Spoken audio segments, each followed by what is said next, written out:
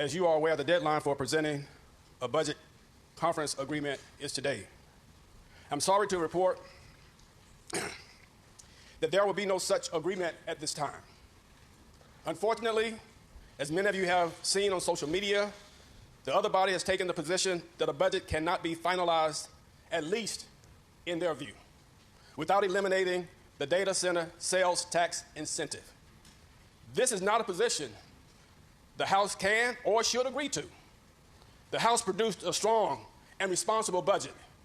It expands support for core government services and increases investment in housing, public and higher education, and health and human services.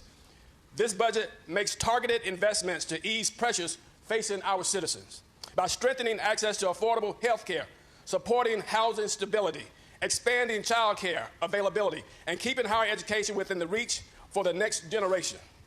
Let me be clear. The data center industry supports 74,000 jobs in Virginia. It generates $5.5 billion in labor, income, and contributions, $9.1 billion to Virginia's GDP every year. In addition, the data center generates more than $2 billion in local tax revenue annually.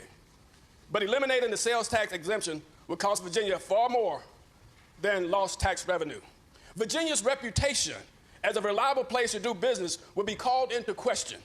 Companies across industries, not just the data center sector, may begin to wonder whether Virginia is a partner they can depend on. At a time when the Commonwealth is already navigating the economic fallouts of federal retrenchment, we must ask ourselves, do we really want to pull the plug on economic growth? I repeat, we cannot and we will not.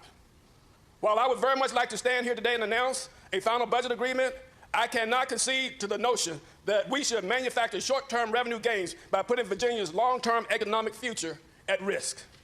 The House remains ready to negotiate. We remain ready to pass a responsible budget. And we remain ready to invest in the priorities that matters most to Virginians, such as education, health care, housing, and job opportunities. But that budget must protect both the economic strength of our Commonwealth and the commitments that have made Virginia one of the most attractive places in the nation to invest and grow. But let me be absolutely clear. Virginia does not strengthen its future by breaking its word to employers who invested here in good faith. Virginia does not grow its economy by pushing the very industry that helped make us the world's digital capital. And Virginia does not solve its physical challenges by trading long-term prosperity for short-term revenue headlines.